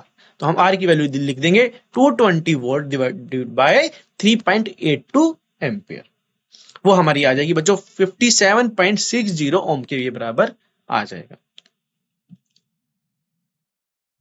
ठीक है, जब हमारा क्या है, मैक्सिमम हमारा एनर्जी कंज्यूम हो रही है, और जब हमारी मिनिमम एनर्जी कंज्यूम हो रही है जो कि बराबर है 360 वोल्ट के, तो उसको मैं डिवाइड करूंगा उसके पोटेंशियल से, तो हमको करंट देखने को मिलेगा, वो आएगा हमारा बराबर 1.64 एम्पियर के बराबर वो आ जाएगा। भाई तो रेजिस्टेंस हमारा क्या होगा, रेजिस्टेंस को हम किस तरह से डिफाइन करते हैं, उसको हम डिफाइन करते हैं V/I से, मतलब ओम्स लॉ हम इसके अंदर यूज करेंगे, तो हमको जो रेजिस्टेंस हमको देखने को मिलेगा वो मिलेगा मेरे को 134.15 ओम हमको देखने को मिलेगा। तो भाई बेसिकली इसके अंदर तुम क्या समझ रहे हो, भाई इसके अंदर मेरे को देखने को मिल रहा है, मेरा रेजिस्टेंस आ रहा है 57.60 आ रहा है, और दूसरे में आ रहा है मेरा 134। ठीक है, मतलब मैं पहले बोलूंगा कि R मिनिमम, मतलब मेरा जब मिनिमम पावर है, मैं RM से इससे मैं डिफाइन कर लेता हूँ, आ रहा है मेरा 57.6 आ रहा है, सॉरी मैं बोल देता हूँ R1 57.6, R2 हमारा क्या है 134.15 ओम के बराबर है। ठीक है, ये हमारा इस तरह से। तो भाई जब हमारी क्या होगी, जब हमारा वो मैक्सिमम हीट प्रोड्यूस कर रहा होगा, मतलब हीट प्रोड्यूस कर रहा होगा, तो मैक्सिमम हीट प्रोड्यूस कर रहा होगा, तो मतलब मैं बोलूंगा कि उसके अंदर जो रेजिस्टेंस आएगा वो आएगा हमारा 134.15 ओम के वो बराबर आएगा। ठीक है। तो बेसिकली हमारा वो रेगुलेटर जो है बच्चों, जो हमारा आयरन के अंदर लगा रहता है, जो हमारी क्या करता है, हमारी एनर्जी को क्या करता है, ज्यादा यूज करता है। तो मतलब मैं क्या कहूंगा, बेसिकली वो क्या करता है, जैसे रेगुलेटर हमारे पास होता है, इस तरह से वो लिखा रहता है। तो मेरा क्या कर रहा है, अगर मैं 4 पे मैं कर दूंगा तो मतलब उसके अंदर रेजिस्टेंस मैं उसका बढ़ा रहा हूँ, मैं रेजिस्टेंस में बढ़ा रहा हूँ, उसके अंदर मैं उसकी पावर कंजम्पशन को मैं बढ़ा रहा हूँ। इसलिए बच्चों वो हमारा फास्ट हमको देखने को मिलता है और वो हीट ज्यादा देखने को हमको वहां पर मिलता है। तो बस मैं बेसिकली मैं यहाँ से मैं क्या बता सकता हूँ, मैं बता सकता हूँ कि भाई मेरी जो हीट होती है वो डिपेंड करती है मेरी रेजिस्टेंस के ऊपर डिपेंड करती है, कि जितना ज्यादा हीट होगा, सॉरी जितना ज्यादा रेजिस्टेंस होगा उतना ज्यादा हमारा हीट प्रोड्यूस उसके अंदर होगा। ठीक है, चलिए बढ़ते हैं आगे, देखते हैं एक और एग्जाम्पल नंबर 11.11। ये कह रहा है कि भाई 100 joule of heat is produce each second in 4 ohm resistance. कह रहा है कि भाई 100 जूल ऑफ हीट जो हो रही है वो प्रोड्यूस हो रही है हर एक सेकंड के अंदर, जिसके अंदर बच्चों हमारा लगा हुआ है 4 ओम रेजिस्टेंस हमारा लगा हुआ है। तो हमसे बोल रहा है कि find the potential difference across the resistance. भाई बताइए कि भाई हमारा पोटेंशियल डिफरेंस कितना होगा अक्रॉस दी रेजिस्टेंस। हीट की वैल्यू हमको पता है आई स्क्वायर आर टी या वी आई टी भी तुम इसको कर सकते हो। एच हमारा क्या होता है, वी आई टी के बराबर हमारा होता है। तो हमको क्या कर देंगे इसके अंदर, या आई स्क्वायर आर टी भी तुम इसके अंदर करते हो। भाई एच हमको देखने को मिल रहा है, आर की वैल्यू हमारे पास है। अगर मैं एच को मैं क्या लिखूंगा, इसको मैं आई स्क्वायर आर टी भी मैं इसको लिख सकता हूँ। टाइम की वैल्यू तुमको दी गई है, हर एक सेकंड की ये बात कर रहे हैं। तो वहां से तुम बच्चों क्या करोगे, पोटेंशियल डिफरेंस यहां से तुम वी स्क्वायर बाय आर भी तुम इसको लिख सकते हो, V square by R T भी तुम इसको लिख सकते हो। तो वी की वैल्यू तुम्हें पता है, वी की वैल्यू तुमको निकालनी है, एच की वैल्यू पता है, आर की वैल्यू तुमको निकालनी है, टाइम की वैल्यू तुमको पता है। तो यहाँ से हमारी पोटेंशियल डिफरेंस की वैल्यू भी आ जाएगी आसानी से। ठीक है, तो बहुत सारे रिलेशन बच्चों हमको इन्हीं चीजों से हमको करना है। भाई हीट के अंदर और पावर के अंदर कंफ्यूज मत हो जाना। ठीक है, चलिए देखते हैं इसका आंसर। भाई हीट हमको दिया गया है 100 जूल के बराबर हमको दिया गया है, जिसके अंदर हमको बोला गया है कि भाई वो जो हीट प्रोड्यूस हो रही है वो हो रही है हमारी रेजिस्टेंस 4 ओम के बराबर के रेजिस्टेंस से वो प्रोड्यूस हो रही है। टाइम हमको बोला कि भाई इस सेकंड वो प्रोड्यूस हो रही है, तो मैं 1 सेकंड में इसको एज्यूम कर सकता हूँ। पोटेंशियल डिफरेंस हमको निकालना है। हमको पता है एच हमारा क्या होता है, आई स्क्वायर आर टी के बराबर ये होता है। और हमें पता है कि भाई मैं क्या करूंगा, आई को मैं लिख सकता हूं किस तरह से, H divided by R T under root. इस तरह इसको मैं आई को मैं इस तरह से भी मैं इसको लिख सकता हूं। तो एच की वैल्यू मुझे पता है, आर की वैल्यू मुझे पता है, टी की वैल्यू मुझे पता है। तो आई की वैल्यू, करंट की वैल्यू मेरे पास आ जाएगी। ठीक है, करंट की वैल्यू मेरे पास आ जाएगी तो मैं क्या करूंगा, भाई मुझे पता है करंट की वैल्यू में आ जाएगी तो मैं ओम्स लॉ में यूज करूंगा, वहां से मेरा पोटेंशियल डिफरेंस भी आ जाएगा। करंट की वैल्यू बच्चों हमारे पास आ रही है 5 एम्पियर के बराबर वो आ रही है। Thus the potential difference across the resistors V is, तो भाई मेरा पोटेंशियल डिफरेंस कितना हो जाएगा अक्रॉस दी, कितना हो जाएगा मेरा, वो हो जाएगा बच्चों मेरा आई आर के बराबर हो जाएगा, मतलब 5 ओम इंटू 4 ओम के बराबर, मतलब 20 वोल्ट के बराबर ये आ जाएगा। तो भाई आसान से हमारे पास ये क्वेश्चन है। तो भाई बस हमको क्या करना है, हमको याद रखने हैं हमारे फॉर्मूले, हमको याद रखने हैं, ओम्स लॉ हमको याद रखना है, हीट की वैल्यू हमको याद रखनी है और पावर की चीज हमको फॉर्मूले याद रखने हैं। तो वहीं से बच्चों हमारा आंसर सारे निकल जाते हैं। तो बहुत आसान सा ये टॉपिक है बच्चों, इलेक्ट्रिसिटी से आसान टॉपिक तुमको तुम्हारे पूरे सिलेबस के अंदर तुमको नहीं मिलेगा। ठीक है, तो चलिए बढ़ते हैं आगे, अब कुछ करते हैं प्रॉब्लम एंड सॉल्यूशन भी हम देख लेते हैं, कुछ शॉर्ट टाइप प्रॉब्लम भी हम देख लेते हैं। पढ़ते हैं क्वेश्चन नंबर फर्स्ट। कह रहे कि why does the code of an electric heater not glow while the heating element does. कह रहे कि जब हमारी इलेक्ट्रिक वायर होती है, जैसे कि हमको पता है कि भाई मेरे पास क्या है, ये इलेक्ट्रिक हीटर है, मैं इस तरह से मैं इसको बोल देता हूँ, ये इस तरह से मेरे पास ये इलेक्ट्रिक हीटर है। ठीक है, ये कह रहे कि भाई ये जो हमारे पास क्या है, ये मैंने इसको वायर से मैंने इसको कनेक्ट कर दिया और सोर्स से मैंने इसको कनेक्ट कर दिया। तो कह रहा है कि भाई जो हमारा इलेक्ट्रिक हीटर होता है, ये मेरा है हीटिंग एलिमेंट, और ये है मेरी इलेक्ट्रिक कोड, मैं इसको बोल देता हूँ, ये है मेरी इलेक्ट्रिक कोड, और ये है बच्चों मेरे पास इलेक्ट्रिक एलिमेंट में बोल देता हूँ।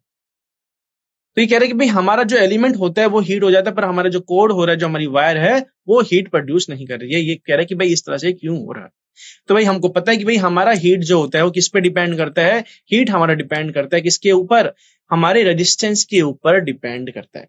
जो हमारा कॉइल होता है बच्चों, जो हम यूज करते हैं हमारे घरों के अंदर, जो कॉइल यूज करते हैं वो हम यूज करते हैं कौन सी, वो हम यूज करते हैं कॉपर वायर हम यूज करते हैं, मेनली हम कॉपर वायर हम यूज करते हैं। तो जो कॉपर वायर बच्चों जो हम यूज करते हैं उसके अंदर जो रेजिस्टेंस होता है वो काफी ज्यादा कम होता है। पर जो हम ये हमें पता है कि भाई हमारा इलेक्ट्रिक हीटर जो होता है जो हम यूज करते हैं वो मेनली वो क्या होता है, मेनली वो बनता है मटेरियल से, टंगस्टन मटेरियल से वो बनता है।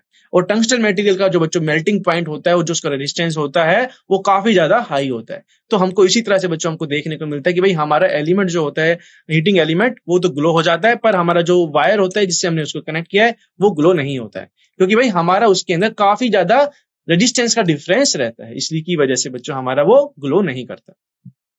देखते हैं इसका आंसर।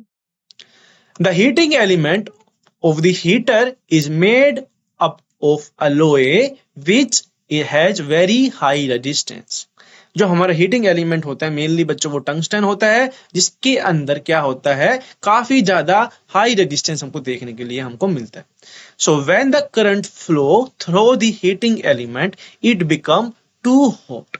भाई हमको पता है कि भाई हमारा अगर रेजिस्टेंस क्या होगा, ज्यादा होगा, तो उसके अंदर हीट भी ज्यादा प्रोड्यूस होगी। और ये जो अलॉय हमारा जो है, ये जो हमारा एलिमेंट है वो अलॉय से मिलकर बना हुआ है। और ये कह रहा है कि भाई ये क्या होता है, ये जैसे ही हमको इसके अंदर हाई रेजिस्टेंस इसके अंदर हमको देखने को मिलता है, और जैसे ही हम इसके अंदर करंट फ्लो कराते हैं तो ये काफी ज्यादा ये हॉट ये हो जाता है, और ये हमको ग्लो देखने को ही मिलता है, ग्लो रेड ये हमको देखने को मिलता है। But the resistance of the code which is usually of the copper और द एल्यूमिनियम।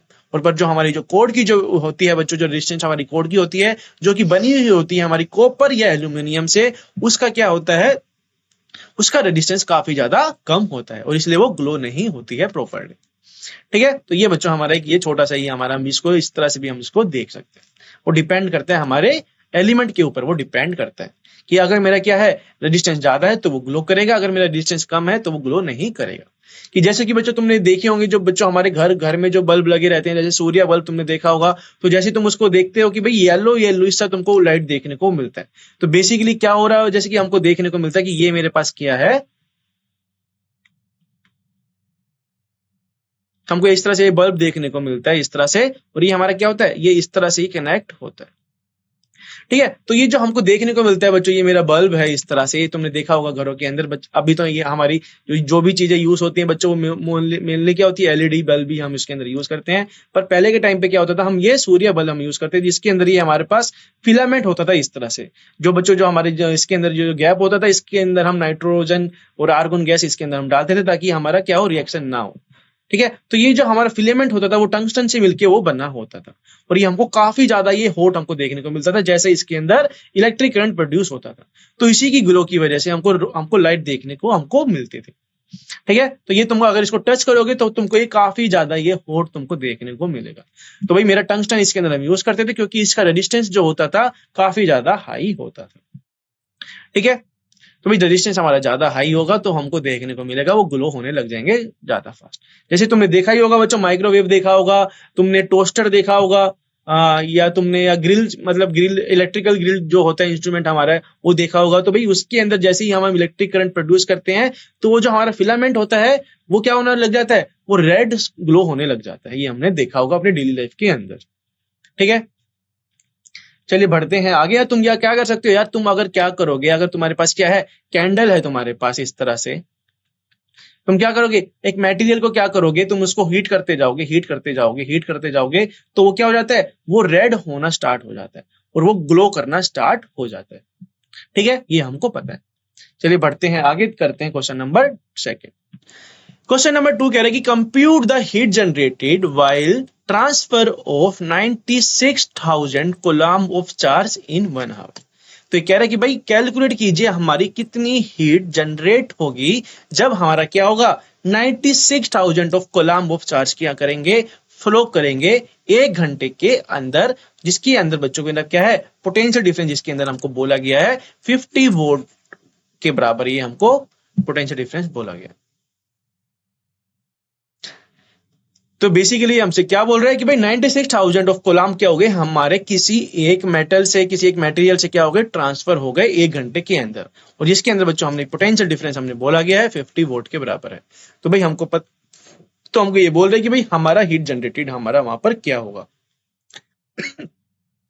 तो यार हमें पता ही है कि भाई H की वैल्यू क्या होती है, हमारी होती है I स्क्वायर RT, वो वैल्यू हमारी होती है। ठीक है, मतलब मैं इसको क्या बोल सकता हूँ, इसको मैं V स्क्वायर बाई आर भी मैं इसको बोल सकता हूँ V स्क्वायर बाई RT। अगर मैं V equals to I R में पुट करूंगा, मतलब मैं I की वैल्यू में पुट करूंगा V स्क्वायर बाई R, तो ये मेरा V स्क्वायर RT मेरे को यहाँ पे देखने को मिल जाएगा। तो भाई मुझे क्या निकालना है, मुझे बेसिकली निकालना है V की वैल्यू, मेरे को क्या निकालना है, मेरे को रेजिस्टेंस की वोल्टेज की वैल्यू मुझे दी गई है। तो मैं इसको H को मैं ये मेरे दोनों ही मेरे यूज नहीं होंगे, क्यों, क्योंकि भाई हमको करंट की वैल्यू हमको निकालनी पड़ेगी।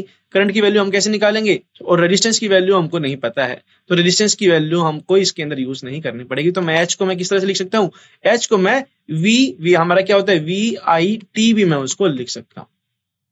H को मैं VIT भी मैं लिख सकता हूँ, I स्क्वायर RT मतलब IR हमारा हो जाएगा V, तो हम इसको VIT भी मैं इसको लिख सकता हूँ। तो VIT वोल्टेज हमको पता है, I हमको पता है, I हमारा क्या होता है, I हमारा होता है Q बाई टी। Q हमारा क्या है 96,000 कूलम्ब हमारा चार्ज दिया गया है। तो भाई I की वैल्यू हमारे पास आ जाएगी Q बाई टी, मतलब टाइम को तुमको किस में कन्वर्ट करना है, ये 1 घंटे के लिए बात कर रहे हैं, तो मतलब तुमको क्या करना पड़ेगा, सेकंड के अंदर इसको कन्वर्ट करना होगा। भाई हमारे पास I की वैल्यू आ जाएगी, V की वैल्यू तुमको दी गई है 50 वोल्ट, टाइम की वैल्यू तुमको निकालनी पड़ेगी 1 घंटे से, मतलब सेकंड के अंदर कन्वर्ट करने की, वहां से हमारी हीट एनर्जी की वैल्यू हमको वहां से आ जाएगी आसानी से। ठीक है, चलिए देखते हैं इसका सोल्यूशन। तो चार्ज की वैल्यू हमको दी गई थी 96,000 कूलम्ब, और हमारा टाइम हमको दिया गया था 1 हार का टाइम हमको दिया गया था। तो भाई 1 हार को मैं कन्वर्ट करूंगा 60 मतलब सेकंड के अंदर मैं कन्वर्ट करूंगा, तो इसको मैं लिख दूंगा 3600 सेकंड भी मैं उसको लिख दूंगा। पोटेंशियल डिफरेंस बच्चों हमारा था 50 वोल्ट के बराबर, और हमें पता है कि भाई H की वैल्यू क्या होती है हमारी, वो होती है VIT के बराबर वो होती है। इसके अंदर बच्चों मेरे पास V की वैल्यू मुझे पता है, टाइम की वैल्यू मुझे पता है, और करंट की वैल्यू मैं कैसे निकाल लूंगा, Q बाई टी से मैं वहां से निकाल लूंगा करंट की वैल्यू। ठीक है, तो I हमारा क्या हो जाएगा Q बाई टी, I की वैल्यू मैं पुट करूंगा, ये क्या आ जाएगा 96,000 कूलम्ब डिवाइडेड बाय 3600 सेकंड, तो ये हमको करंट की वैल्यू दे देगा, जो कि आएगी हमारी 80 डिवाइडेड बाय 3 एम्पीयर। H की मैं वैल्यू पुट करूंगा, H हमको क्या है VIT, V की वैल्यू बच्चों हमारी थी 50, I की वैल्यू हमने जस्ट निकाली है अभी 80 डिवाइडेड बाय 3, टाइम की वैल्यू मैं पुट करूंगा 3600, तो हमारे पास हीट एनर्जी हमारे को देखने को मिलेगी, वो आएगी बच्चों हमारी 4.8 इंटू 10⁶ जूल के बराबर वो आ जाएगी। ठीक है, मतलब इतनी ही हमारी क्या हो रही है, हीट जनरेट हो रही है। ठीक है, तो चलिए बढ़ते हैं आगे, देखते हैं क्वेश्चन नंबर 3। क्वेश्चन नंबर 3 क्या कह रहा है बच्चों को एक बार पढ़िए इसे। कह रहा है कि भाई एक इलेक्ट्रिक आयरन हमको दी गई है, जिसके अंदर हमको 20 ओम का रेजिस्टेंस हमको दिया गया है, इसके अंदर बच्चों करंट हमारा जो फ्लो हो रहा है वो 5 एम्पियर के बराबर वो हो रहा है, और हमसे बोल रहा है कि भाई हीट डेवलप बताइए, हीट उसके अंदर कितना डेवलप हो जाएगी, जब 30 सेकंड के अंदर कितनी हीट डेवलप हो जाएगी। भाई इलेक्ट्रिक आयरन हमको दिया गया है 20 ओम का, जिसके अंदर करंट जा रहा है बच्चों हमारा 5 एम्पियर का करंट जा रहा है, तो हमको बोलना है कि भाई टेम्प हमारा हीट कितना डेवलप हो जाएगा 30 सेकंड के अंदर कितना हो जाएगा। चलिए देखते हैं इसका आंसर। भाई हीट हमारा क्या है, amount of heat produce in the given is by the joules law में पता है, H हमारा क्या होता है, हीट हमारा क्या होता है VIT के बराबर वो होता है। मतलब करंट हमारा क्या है, करंट हमको दिया गया था 5 एम्पियर, टाइम हमको बोला गया था 30 सेकंड। ठीक है, मतलब 30 सेकंड के अंदर कितना हीट डेवलप इसके अंदर हो जाएगा वो हमसे पूछ रहा है।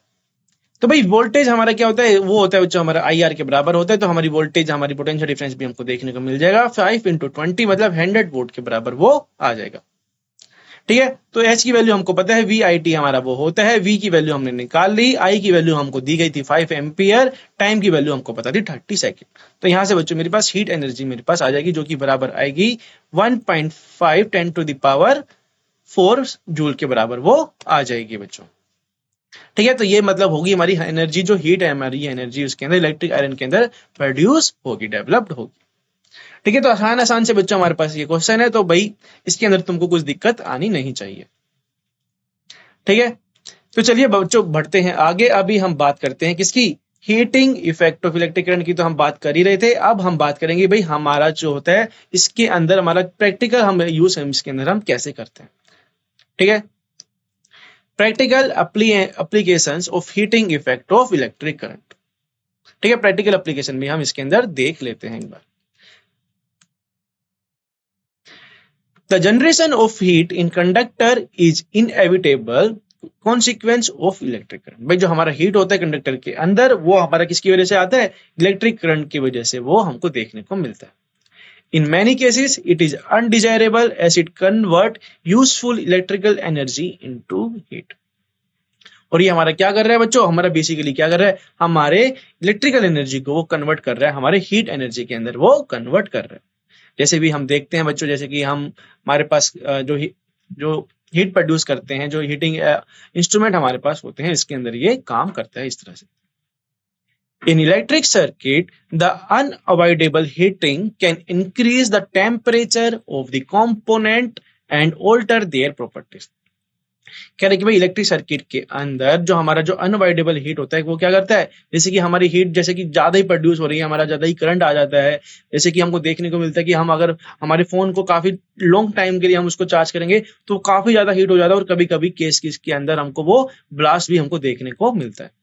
ठीक है, तो बच्चों क्या होता है? वो ज्यादा हीट होने की वजह से हमारी वो चीजें खराब हो जाती है। However, heating effect of electric current has many useful applications. The electric laundry iron, electric toaster, electric oven, electric kettle, and electric heater are some of the familiar devices based on the Joule's heating. जो भी हम देखते हैं बच्चों, हमारी iron है, toaster है, electric kettle है, इलेक्ट्रिक हीटर है, तो बेसिकली वो हमारी क्या करते हैं? वो हमारी इलेक्ट्रिकल एनर्जी को कन्वर्ट कर देते हैं हमारी हीट एनर्जी के अंदर, मतलब वो हीट प्रोड्यूस हमारी वो कर देते हैं। The electric heating is also used to produce light as in the electric bulb.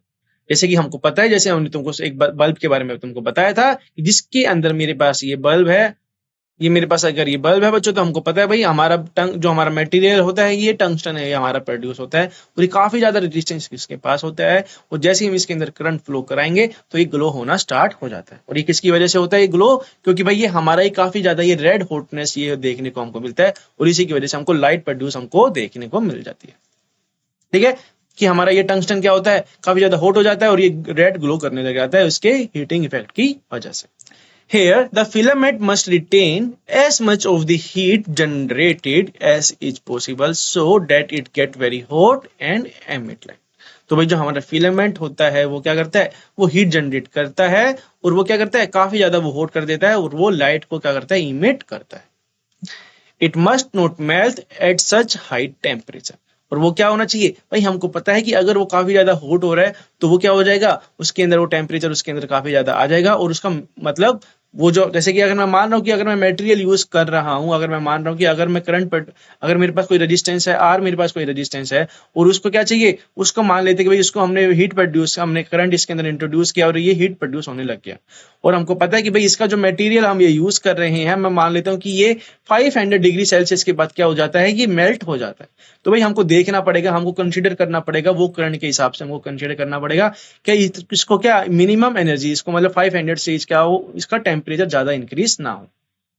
ठीक है, जैसे कि बच्चों मेरा स्ट्रॉन्ग मेटल जो होता है, strong metal with the high melting point such as tungsten, जो बच्चों हमारा टंगस्टन जो मटेरियल हम यूज करते हैं, हमारे जो जैसे बल्ब के अंदर जो यूज करते हैं बच्चों, जो उसका मेल्टिंग पॉइंट होता है वो 3,380 डिग्री सेल्सियस के बराबर वो होता है, और इसका बच्चों हम यूज करते हैं हमारे बल्ब फिलामेंट का बनाने के लिए, इसको हम यूज करते हैं। तो भैया ये टेम्परेचर जो है बच्चों हमारा काफी ज्यादा, ये हमारा क्या है? मेल्टिंग पॉइंट का इसका काफी ज्यादा ये हाई है, तो इसी का इसलिए बच्चों हम जो यूज करते हैं टंगस्टन का, वो हम बल्ब के अंदर यूज करते हैं। और जो दूसरे मटेरियल होते हैं, जैसे कि अगर हमारा क्या है, कोई दूसरा मटेरियल है, कॉपर हो गया या सिल्वर हो गया, गोल्ड हो गया, तो उनके मटेरियल के जो होता है बच्चों, उनका मेल्टिंग पॉइंट अलग अलग होता है। ठीक है, तो इसलिए बच्चों हम उनका यूज नहीं करते, उनका जो मेल्टिंग पॉइंट होता है वो टंगस्टन से काफी ज्यादा वो कम होता है। ठीक है, और उनका रेजिस्टेंस भी कम होता है, तो बच्चों वो हम एलिमेंट हम यूज नहीं करते।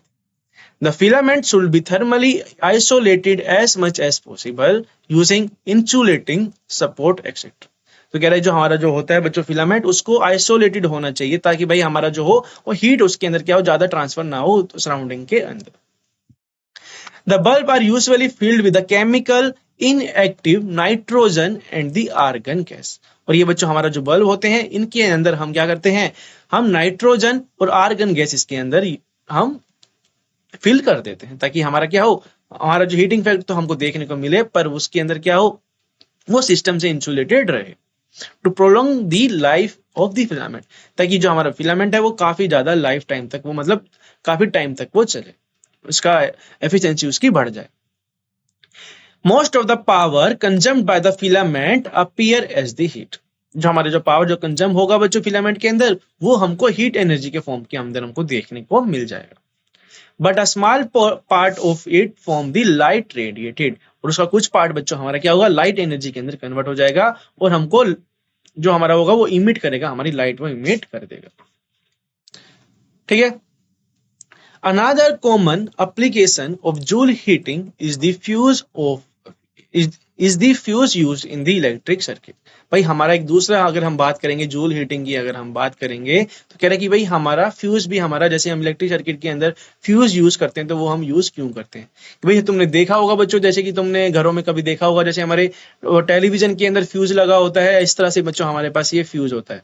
फ्यूज का डायग्राम में अगर तुमको बनाओ, ये छोटा सा काफी होता है, ये अराउंड ये 2 सेंटीमीटर, ये 2 से लेके 1 सेंटीमीटर के अराउंड ये हमारे पास होता है। तो इसके अंदर क्या होता है, बेसिकली ये हमारा ये इलेक्ट्रिक सर्किट ये कंप्लीट करता है, और इसके अंदर हम क्या करते हैं, इसके अंदर हम एक दूसरा मटेरियल हमारे अपने हिसाब से, मतलब हमारा जो उसका मेल्टिंग पॉइंट होगा उससे हम उसके अंदर ये इंट्रोड्यूस कर देते हैं। ये हमारा फ्यूज हमारा ये होता है इस तरह से। तुमने देखा भी होगा बच्चों घरों के अंदर कि भाई हमारा इस तरह से लगा रहता है, और इसके अंदर जो होता है ये एक अलग फिलामेंट ये होता है, और ये बच्चों जो हमारी बॉडी होती है पूरी ट्रांसपेरेंट बॉडी ये हमारी ये होती है, और ये अराउंड 1 सेंटीमीटर या 2 सेंटीमीटर अबाउट हमारे नेल के साइज के बराबर ये होता है। ठीक है। तो बेसिकली हमारे इसका क्या काम होता है कि यार हमको पता है कि अगर मेरा क्या है, अगर मैंने इसको किसी रेजिस्टेंस से कनेक्ट किया हुआ है, और मैं मान लेता हूं इस रेजिस्टेंस को क्या चाहिए, इस रेजिस्टेंस को चाहिए करंट आई, इसको चाहिए मान लेते हैं इस करंट को, अगर मेरा आई करंट चाहिए, मतलब आई करंट चाहिए इसके अंदर इसको, और इसकी वजह से क्या होगा, ये क्या करेगा, काम करेगा, प्रॉपर्ली काम करेगा। अगर मैंने क्या कर दिया, मैंने आई को मैंने इंक्रीज कर दिया, तो क्या होगा, हमारा जो अप्लायंसेस होगा, जो हमारी जो घरों में चीजें लगी रहेंगी वो क्या हो जाएंगी, वो ब्लास्ट हो जाएंगी, वो शॉर्ट सर्किट हो जाएंगी।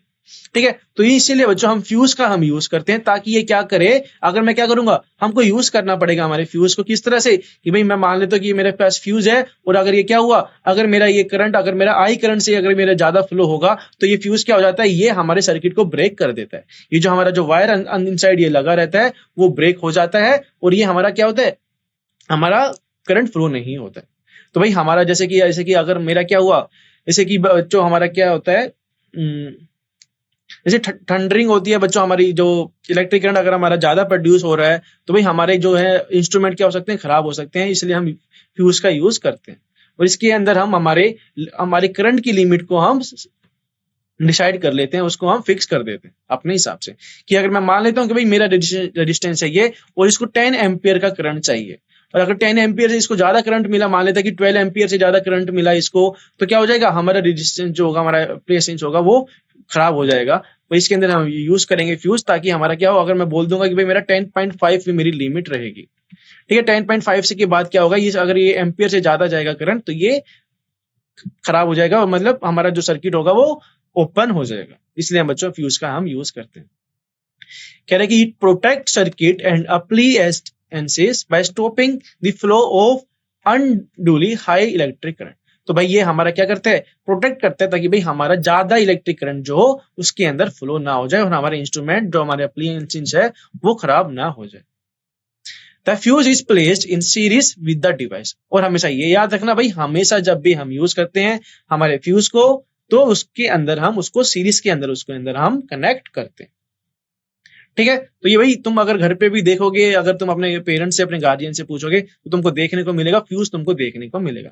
अगर तुमको फ्यूज देखना है तो तुम शॉप से भी तुम उसको खरीद सकते हो भाई, अराउंड वो 2-3 रुपीज वो आता है बच्चों, तो इतना महंगा भी नहीं, वो नहीं आता है। चलिए आगे बढ़ते हैं, देखते हैं। It consist a piece of wire made of metal और an alloy of an appropriate melting point. तो बच्चों ये जो हमारा फ्यूज होता है वो हमारा एक मेटल या किसी अलॉय से मिलकर होता है, जिसके पास एक एप्रोप्रिएट मेल्टिंग पॉइंट हमारे पास होता है। For example aluminium, copper, iron, lead etcetera से बच्चों को हमारा फ्यूज बन सकता है। ठीक है। If a current larger than the specified value flow through the circuit, the temperature of the fuse wire increase. कि अगर मेरा क्या होगा, मेरा करंट अगर मेरा किसी सर्किट के अंदर बच्चों फ्लो हो रहा है और हमने फ्यूज को बच्चों हमने सीरीज के अंदर उसके अंदर लगाया हुआ है, और अगर मेरा मान लेते हैं किसी रीजन की वजह से हमारा इलेक्ट्रिक करंट क्या हो रहा है, ज्यादा प्रोड्यूस हो रहा है, तो हमारा क्या होगा, हमारा जो होगा फ्यूज जो होगा बच्चों क्या होगा, उसका टेम्परेचर क्या हो जाएगा, इंक्रीज हो जाएगा। This melt the fuse wire and break the circuit. और इसकी वजह से क्या होगा, हमारा टेम्परेचर जैसे इंक्रीज हो जाएगा तो हमारा जो फ्यूज वायर होगा वो ब्रेक हो जाएगा सर्किट। क्यों? क्योंकि भाई वो हमारा उसके अंदर मेल्टिंग पॉइंट हमने उसके अंदर एसोसिएट किया हुआ। ठीक है कि अगर मेरे पास एक फ्यूज है जिसके अंदर बच्चों पास 5 एम्पियर का, वो क्या कर सकता है, मैक्सिमम करंट वो 5 एम्पियर का ले सकता है। तो अगर मैं 6 एम्पियर का या मैं 10 एम्पियर का मैं करंट इसके अंदर इंट्रोड्यूस कर दूंगा, तो हमारे जो मेटल जो लगा हुआ है, जो वायर जो हमारा लगा हुआ है, पीस ऑफ वायर फ्यूज के अंदर, वो क्या हो जाएगा, मेल्ट हो जाएगा और हमारा सर्किट क्या हो जाएगा, ब्रेक हो जाएगा। ठीक है, तो फ्यूज का बच्चों काफी ज्यादा ये हमारा इंपॉर्टेंट रोल ये प्ले करता है हमारे डेली लाइफ के अंदर। The fuse wire is usually encased in cartridge of propylene or similar material with the metal ends. ठीक है, तो इस तरह से बच्चों हम इसका यूज करते हैं। The fuse used for the domestic purpose are rated as 1 ampere, 2 ampere, 3 ampere, 5 ampere, 10 ampere. तो जो हमारे जो फ्यूज होते हैं, जो हमारे डोमेस्टिक पर्पस के लिए, जो हमारे घरों के लिए अंदर हम यूज करते हैं बच्चों, वो हमारा रेटेड होता है 1 एम्पियर का होगा हमारा फ्यूज, 2 एम्पियर का होगा, 3 एम्पियर का होगा, 5 एम्पियर का होगा, 10 एम्पियर का होगा। इसका मतलब ये है कि भाई इतनी ये जो हमारी फ्यूज होगी, जो हमारा फ्यूज की जो कैपेसिटी होगी, वो 1 एम्पियर का करंट ले पाएगा या तो 2 एम्पियर का करंट ले जाएगा। वही मैक्सिमम करंट की ये बात कर रहे हैं। ठीक है, कि अगर मेरा 10 एम्पियर या 5 एम्पियर से ज्यादा इंक्रीज होगा तो हमारा फ्यूज वायर क्या हो जाएगा, वो सर्किट को कर देगा ब्रेक, मेल्ट होने की वजह से। For an electric iron which consumes 1 kilowatt electric power when operated at 220 voltage, a current of 1000 divided by 220 ampere, that is 4.5 flow in the circuit. कह रहे कि भाई अगर मैं बोल रहा हूं कि अगर मेरा क्या हो रहा है कि इलेक्ट्रिक आयरन कंज्यूम कर रही है 1 किलोवाट, वो क्या कर रही है, कंज्यूम कर रही है, जो कि ऑपरेट हो रही है 220 वोल्टेज पे ऑपरेट हो रही है। तो भाई मेरा करंट क्या हो जाएगा उस केस के अंदर, और अगर मैं करंट मान रहा हूं कि भाई मेरा करंट मेरा क्या है 1000 डिवाइडेड बाय 220 वोल्टेज के बराबर वो हो जाएगा, दैट इज 5.45, ये मेरे पास आ जाएगा करंट। तो मतलब मेरे को अगर मेरे पास ये करंट आ रहा है बच्चों, मेरे पास 4.5 वोल्ट करंट आ रहा है, तो हमको इसके अंदर क्या यूज करना पड़ेगा, इलेक्ट्रिक आयरन के लिए हमको यूज करना पड़ेगा 5 एम्पियर का हमको फ्यूज यूज करना होगा। इसका मतलब ये है कि भाई इलेक्ट्रिक आयरन के अंदर अगर हम 5 एम्पियर यूज करेंगे तो ये प्रॉपर्ली ऑपरेट करेगा। और हमको पता है कि अगर मेरा क्या होगा 6 एम्पियर का मेरे पास करंट आ जाएगा तो ये क्या हो जाएगा, मेरा फ्यूज हो जाएगा, मेरा मेल्ट हो जाएगा, और हमारी आयरन जो इलेक्ट्रिक आयरन है वो सेफ रहेगी, वो हमारी खराब नहीं होगी।